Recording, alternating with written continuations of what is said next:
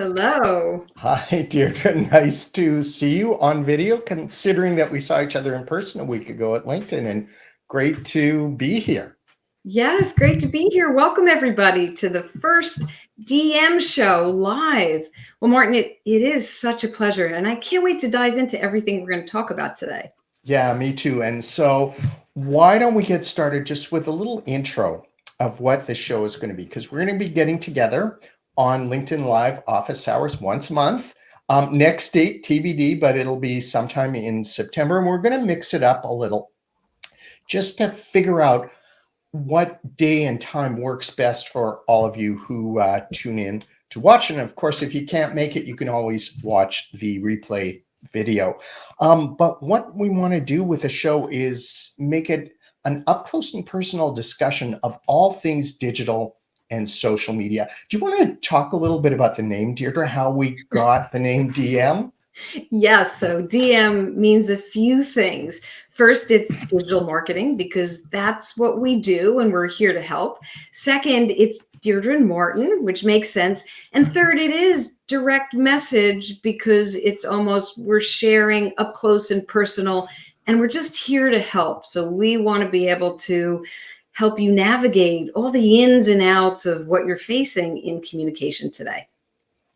Yeah, and so what we thought today is the way we get started is just how we kind of try to manage. Sometimes it feels a bit overwhelming, but how we try to manage to stay on top of things.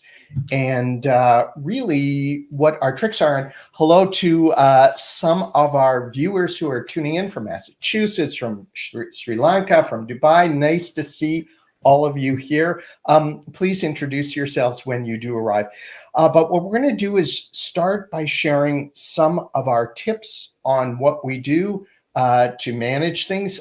Tomas Darday from Puerto Rico, good to see you. I'm actually speaking at a conference for a PR organization that Tomas chairs in Puerto Rico. Oh, that's amazing. And Nicole Longstaff is here too, a student of mine who I'll be seeing hopefully tonight on the webinar.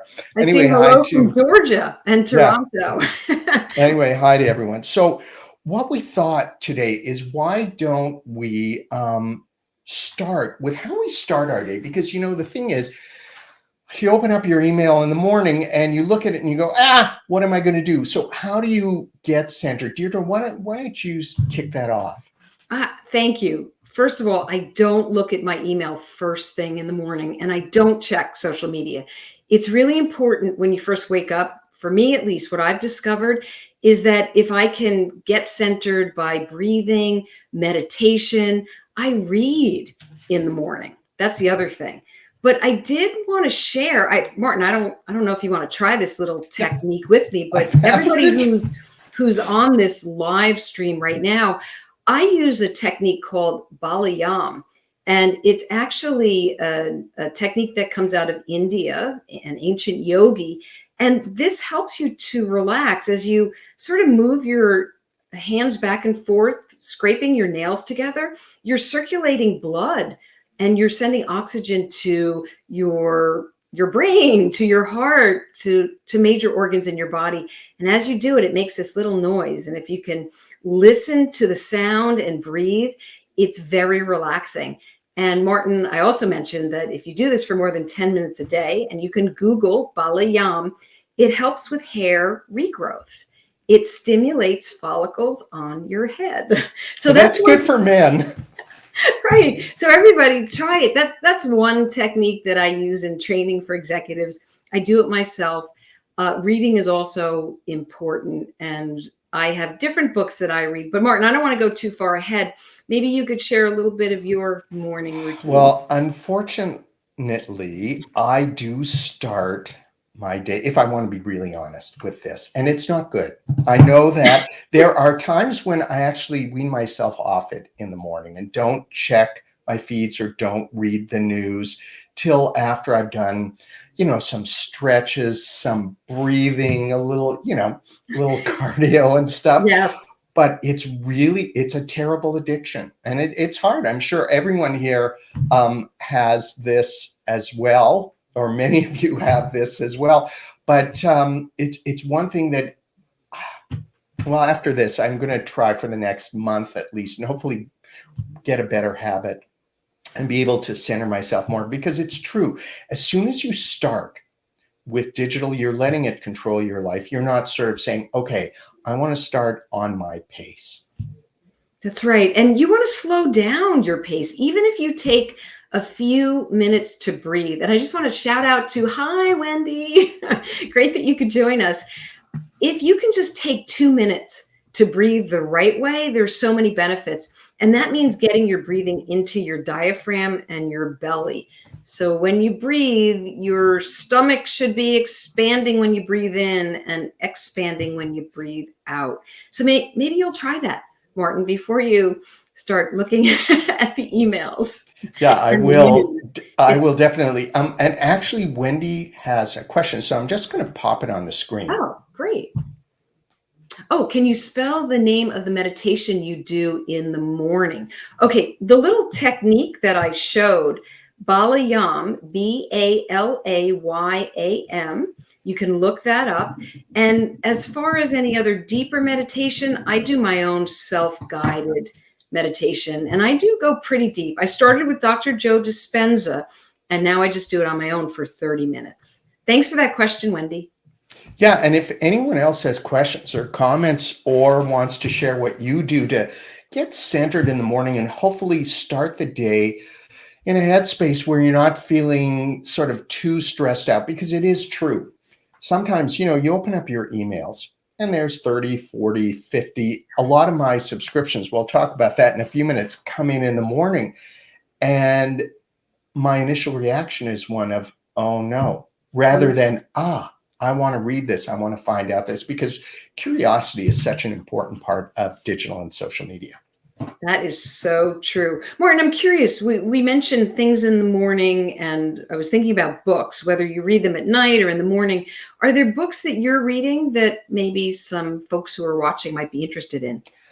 Well, these days I'm reading a lot of AI books and books, whether it's nonfiction books on AI or some sci-fi that I'm trying to catch up on. I just finished reading Ready Player One, which is a fantastic read. But for any of us who are trying to figure out what the metaverse is and how it's going to work, reading sci-fi helps get you into that headspace a little bit and gives you an understanding of how gamers and authors approached it, because the metaverse isn't here. And we'll probably talk about that at some future episode, but that's one of the things that I've just finished reading. What I do though, Deirdre, is in the winter, after I stretch, I ride a bike, like a stationary bike, just to exercise. And that's why I read in the morning. And I find it's so great because, one, my mind goes off in another direction. I'm not thinking about, oh no, 20 more minutes. How do I do this? It does. It helps with the time when you Yeah. exercise. How about you? So for me, I do two different kinds of reading. It's night reading, which can't be business books. No business books allowed. Those are books, either memoirs or biographies. I finished the Benjamin Franklin, An American Life, and that's by Walter Isaacson. Very good. I love knowing what leaders and innovators and scientists were doing in the past. Einstein, I'm reading now. I'm almost finished. Another one by Isaacson. And Wayne Dyer, I finished his it's the Principles of Success and Inner Peace. So that's night reading. And then in the morning, that's all the business and expansion. So for marketers, I would say put these two books on your radar. The Hype Machine by, I think it's Sina Sinan. Narelle. Yeah, Fantastic. that is a fantastic book. And also Brooke Sellis, who is the founder of B2B Squared Media. She just wrote a book called Conversations That Connect. And I'm reading that. Brooke was on my show, Women Worldwide, so shout out for that. And another book is Wanting by Luke Burgess. Excellent book. It's all about desire and mimetic theory, which is imitation, and why we choose what we choose. And that goes right down to what we do with our culture in business and what we aspire to. Is it a thin desire or thick desire? So that's a little bit about my reading habits. That's good. So why don't we move into how we find out what's going on really through research and social listening and some of the platforms we do, some of the ways we do that. Do you want to kick that off? Sure. So I started with Hootsuite, and that really helped me to build lists to target influencers, publications that I wanted to see what they were doing on social media.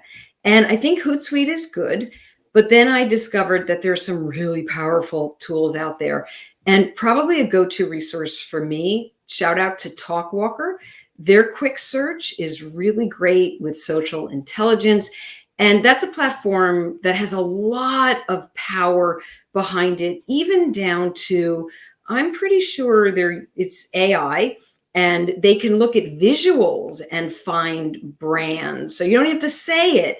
You can see it, and you can see when your brand is on a t-shirt. You didn't know that somebody's wearing it at let's say, a football stadium. So I find that very interesting. How about you? Well, what I use is I also started out on Hootsuite, and I really like that. I like the Yes. Hootsuite platform also. When I teach, I often recommend or create an assignment around having the students complete Hootsuite Academy to get the Hootsuite platform certification, because it's a useful tool. Once you know how to use one social listening or social media monitoring or platform, you really have the skills in place to figure out how any of the others work. About a year and a half ago, though, I was introduced to an application that I'd heard of because I'd read their blog, AgriPulse.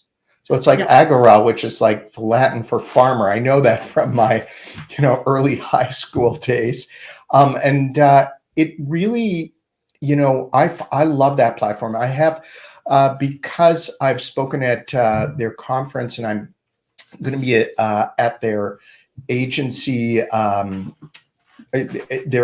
conference, or speaking virtually at their agency conference at the end of the month. I have a free account, and it's really great. It's great for social listening, and it picks up stuff that I don't get from, say, Twitter. Like, I'll see at responses that I think I would see on Twitter. The other thing that I do is I still like going to the original platform. So I still go to the actual Twitter app. I really like it. I like going through it. I like organizing my lists there. That's another way that I try to figure out what's going on. So AI is something that I keep track of. When I teach, I put my students in a class on a list, encourage them to follow the list and each other so we can interact and see each other's content, because there's so much out there that if you don't make a specific choice to actually find some content, you might not see it because other things that the algorithm might think are more important get pushed ahead. So you have to figure out your own ways around that. And lists, I think, are one of the best ways. Twitter lists, I think it's one of the most underutilized tools around there. Mm-hmm. I agree. I think what you're saying here also is a really an important point for everybody to understand, that there's going to be times that we're sending out content and it's scheduled, but you want to be in the platform to actually be going through things, finding things, and commenting and engaging with people. So I like to have set times to do that, so I know I'm there and I can participate, but yet I still feel, if I'm like last week, Martin, we were both in Carpinteria at LinkedIn recording our courses. I still knew that important content was being shared. And my team does that, amazing team, with my social media. Yeah, and it's really funny because I remember in the early days of social media, when I was scheduling certain posts, like what I do is, and this is a habit I've had from, way back in the traditional media days, where you just consume newspapers and read print magazines and watch television and actually listen to the radio, as you were driving or when you woke up, whatever it was. I just would consume a lot of media because I love media. I would say I'm probably a media junkie.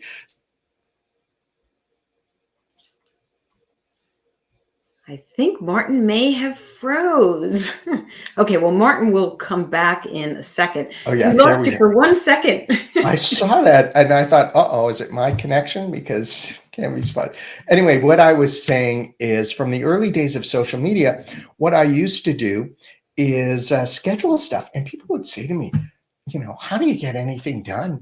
Do you not work? Are you on social media all day? It was like, no, it's scheduled to go out at different times, but I do participate, for say 15, 20 minutes, different times of the day. And that's a way of one, staying on top, but also managing that Yes. endless stream. That's right, because we can't be there all the time, and neither can you. You're working, and you have a life as well. When it comes to the scheduling, I also think another good tool that my team introduced, Karina, actually, Karina, she brought this to the team. It's SocialBee. And SocialBee, I don't know if you've ever heard of it, but it's a great way to create, schedule, publish, analyze your posts, and it can curate too. So if you have evergreen content that's sort of in your queue, the platform can pull it and send it out for you. So it can actually pop up your content from the past. So that's a little handy way to share some things from the Wayback Machine that are still really important. Yeah, and that's something when you are sharing content, something to remember is sometimes what you said in the past is still relevant. Yes. And not to just think of social media as, digital fast food. In the moment, throw it away. If you've thought about what you're going to share and you actually do it in a strategic way where you're not just kind of sharing and resharing everything. In fact, less is more on social media. I think that's a really important thing. I get a lot more engagement when I make more choices about the stuff I share. Let's put it that way. I just want to take a pause because there's some really good comments. Yeah. Chris was saying how she loves the idea of being inspired by a great person's life. I am with you, Beatrice. That's why I love reading biographies and even autobiographies.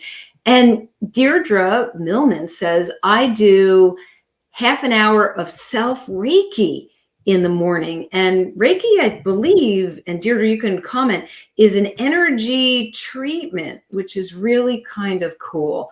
So I love the comments. Thank you, everybody, for sharing what you do. It's so important. Yeah. So we're going to talk a little bit about how we discover news and trends kind of beyond social listening and social media. And here, if any of you have any tips or suggestions, please pop them in the chat. We'd love to hear from you and hear your comments, and appreciate all of you coming here and joining us. And thank you, Megan, about that. Less is more. It's so funny because you think back the early days of social media, which weren't that long ago, 10, 12 years ago, in terms of a career time or work time.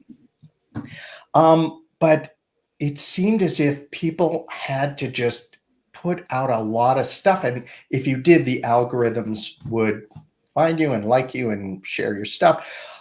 Nowadays, it really is much more quality over quantity. And I think that's important for us too. It's also important in the types of media that you consume, to make sure that you're consuming media that is giving you value and that is of high quality. And that means when you are doing it, verify who the writers are. Like, take that time to become media literate. It's so important, especially with, I'm going to digress here, but with all the disinformation that's shared, to make sure you read it, find out about it, and then, know the source before you share. The other thing I'm going to say is when you do share something, I know we're kind of going all over the place, but that is tag the creator. Don't expect anything back, but by tagging them, it just gives them a little bit of credit. And you're almost saying, one, you're giving attribution, which is very important. Two, you're saying thank you. And sometimes they will know it. And sometimes that can be the beginning of a business relationship. That's right. That's a really good practice. I've had different publications, journalists, bloggers If you just simply tag them, they will recognize that you've done that and they appreciate it. And also, sometimes looking at the hashtags that some of the journalists are following and following those hashtags gives you a great opportunity to see what else they're talking about and what you can use as a part of your content repertoire and to get on their radar and to join conversations. Yeah. Now, so what are your go-to news or information sources, Deirdre? So on a larger scale, what I do, I use an app called Smart News. And I like to think that it is smart in the sense that it is pulling qualified publications into this curated app that I have. What I find really interesting about it is that it gives me news from all sides. So if there is a topic, if there's a hot button issue, and we're not going to get into what they are, but think about it. You want to know what you like to hear and sort of what's validating what your side, but you also you want the other perspective. It's very important when you're in communications. And I just feel that today, because there is a lot of what I'll call knee-jerking, polarized, opposite ends of the spectrum, this app allows me to step back and just ask more questions. And if you can ask more questions, that gives you a perspective of where people are coming from. You don't have to agree, but certainly you can allow somebody to be heard. And I think that's important in this day and age. No, absolutely. And to get a wider perspective, because otherwise we just get caught in our own biases. Right. It's an echo chamber. It's a complete echo chamber. So check out Smart News. It's an app. I believe it's for both, whether you have an iPhone or you have a Droid. I have a Droid. And then I,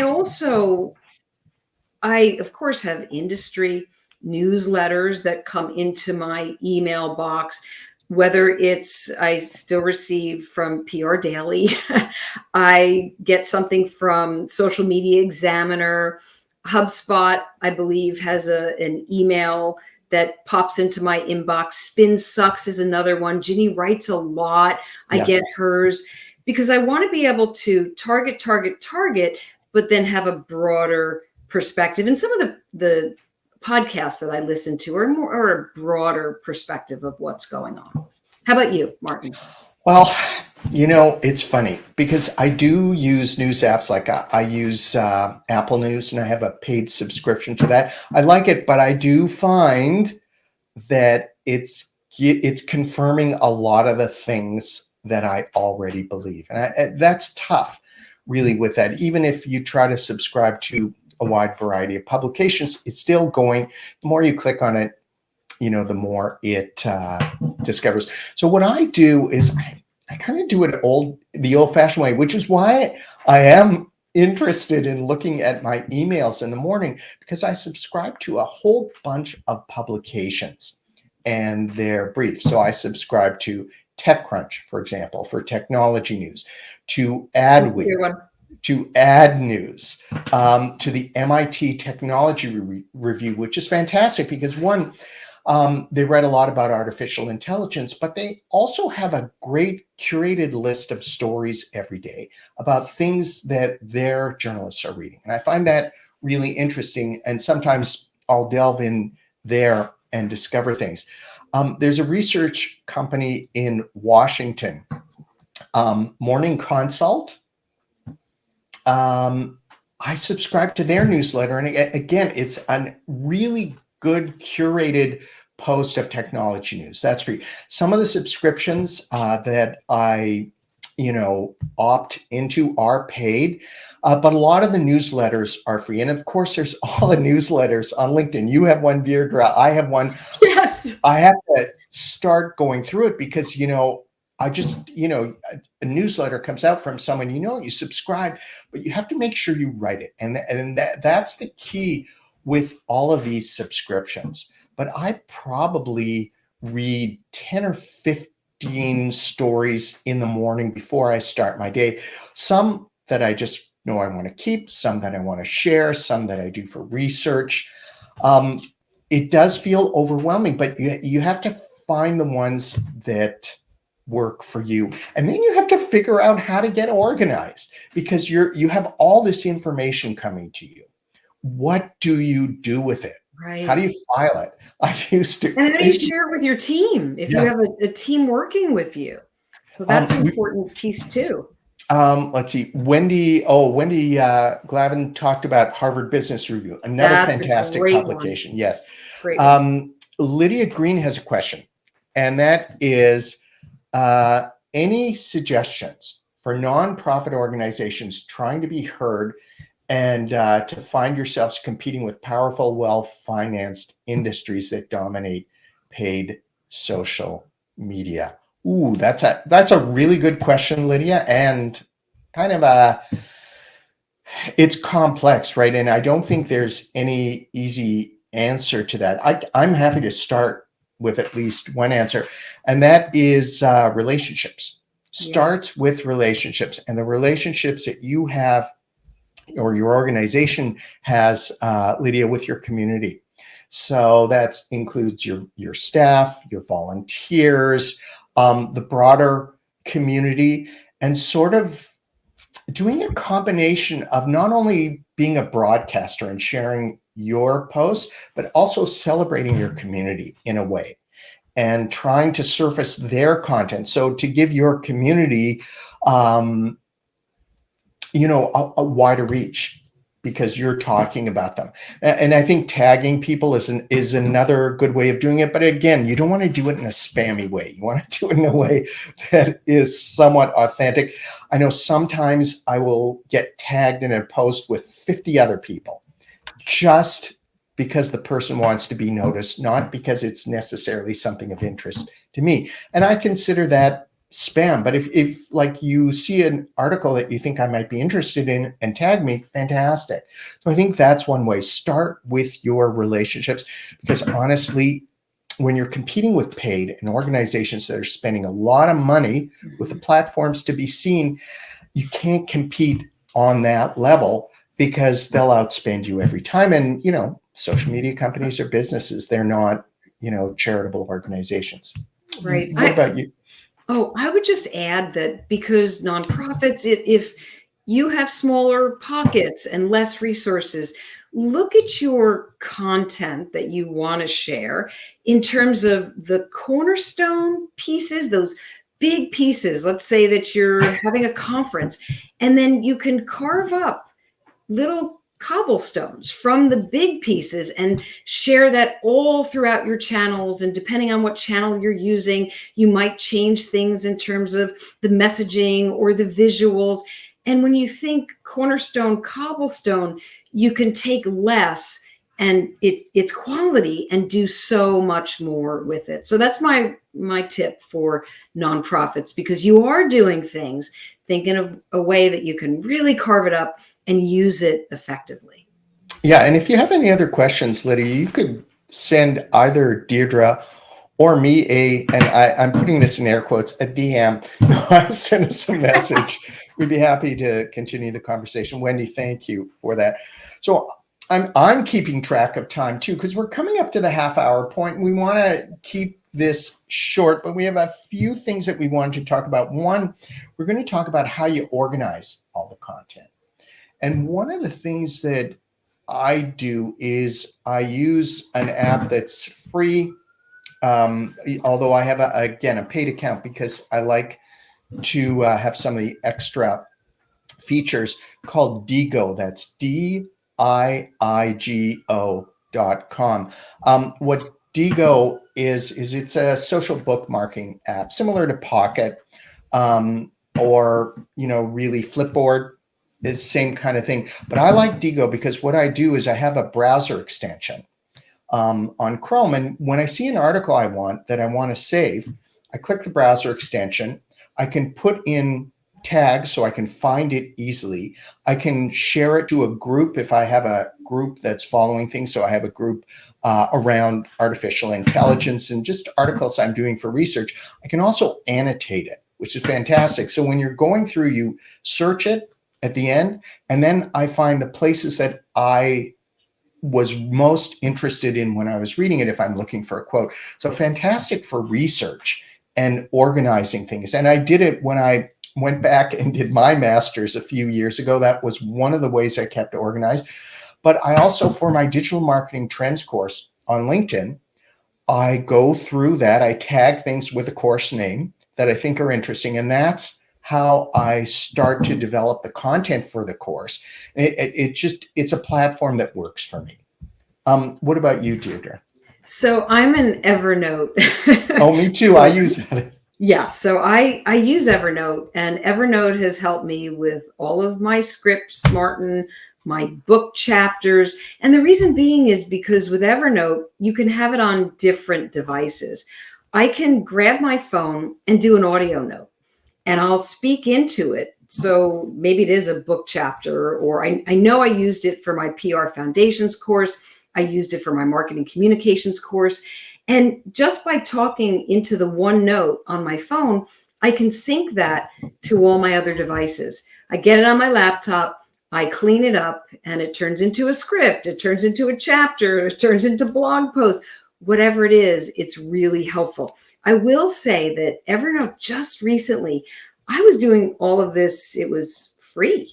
And now you have to, in order to have everything on your devices, you do have to get a paid subscription. But being that I've used Evernote and I like the way you can set up different notebooks, I think it is worth the subscription. I did try, and I'm still going to play around with OneNote because it comes with Microsoft. And I'll see how that goes. Maybe on the next the next show, I'll be able to comment on that. Yeah, I like Evernote too. And I do use it. I actually use it for note taking because I used to have bookshelves and bookshelves of notebooks that I wrote in.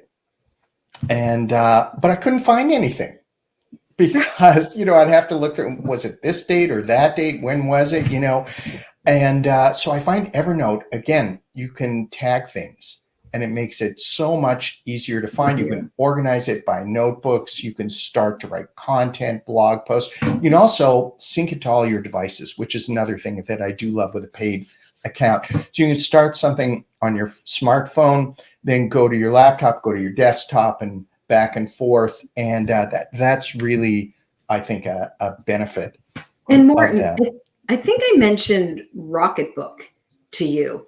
And Yes. For anybody who doesn't know about that, it's a notebook where you can take notes and then you can kind of scan in your notes to digitally so that you have them, and then erase your little notebook and take more notes. So that is also a good way to be able to conserve in a really small notebook binder and get your notes digitally so you don't lose them. Yeah, and for those of us who like to write, I'm much bigger on typing than writing, just because I'm left-handed and I get ink all over my hands. It's not great. And my writing's very practically illegible. So Should have been a doctor. yeah, I should have. But any, as all of you know, any tablet, you can have a stylus or a pen that, you can take notes there. Going back to a couple of the comments, Wendy says, I wish people would do research. This is going back to what we said a couple minutes ago. Before reaching out, I get a lot of connection requests that aren't relevant to who you are or what you do. How do you deal with that, Deirdre? Oh my goodness. Well, I do get a lot of requests, and it depends how you come in. So if there's something that really is off base, not of interest, hard sell, just because somebody wants to connect with you doesn't necessarily mean you have to connect. Sometimes people come in under the guise of, oh, I saw this or this, I was interested in what you shared, and then they come in for the hard sell. I still look at it as an opportunity to say, it's great to connect. However, I'm not interested. Make sure you tell somebody you're not interested, because then they won't keep up the constant private messages to you. So I find that at least cuts down on how much is in my LinkedIn inbox, my direct messages. So those are just some of the ways. And then there are those real connections that are absolutely amazing, that lead to the best friendships, that lead to business, that lead to speaking, that lead to interviews. And that's really the beauty. That's what I love so much about LinkedIn. Yeah, I do too.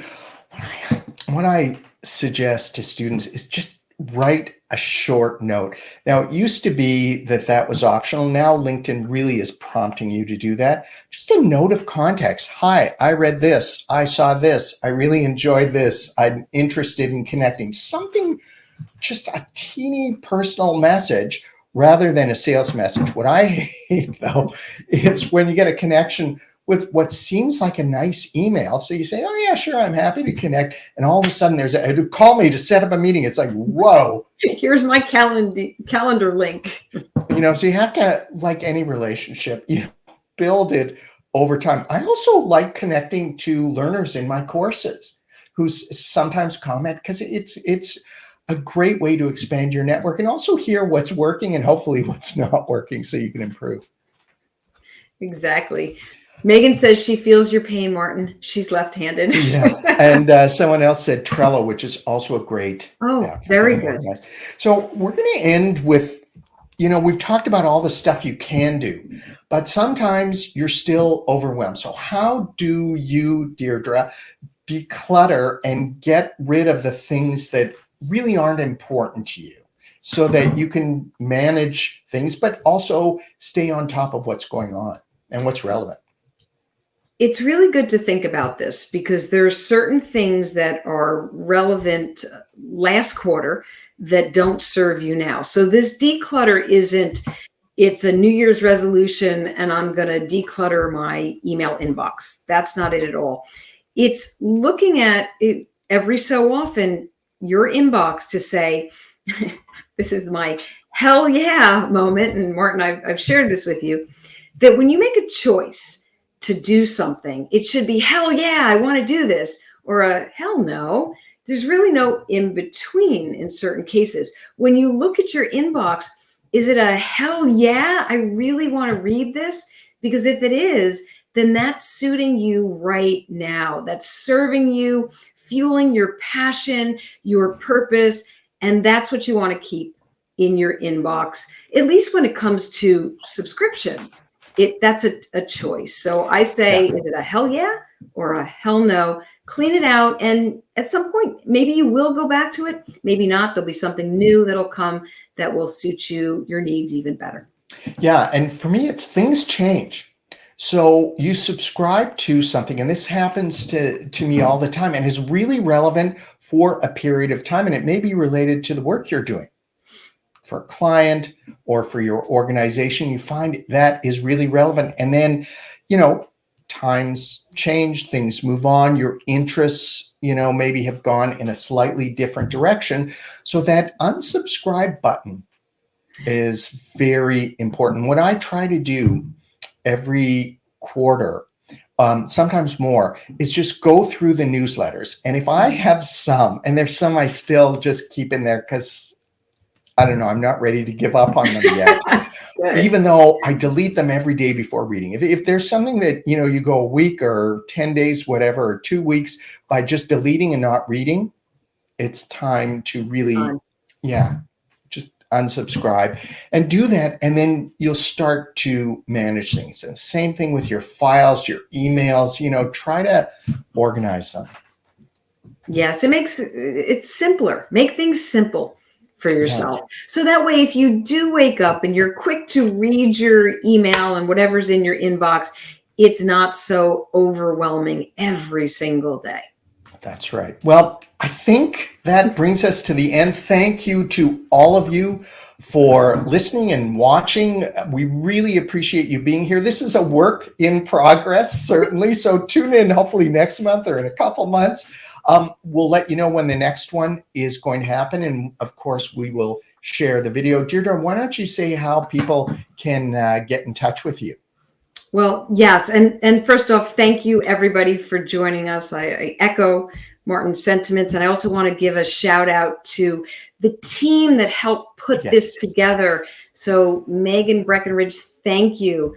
Jacob Waxman, thank you. And Karina Manea, thank you so much. We love the way all the assets came together and all the great sharing behind it. Thank you from me too. Yes, and for Martin, of course. And if anybody wants to reach out to me, I'm on Breakenridge, or go to my website, deirdrebreckenridge.com. How about you, Martin? Sorry, you're going to have to repeat that because I was trying something out because we have ending music. I put it on and it muted your voice. So do you mind doing that hysterical again? Okay, one more time.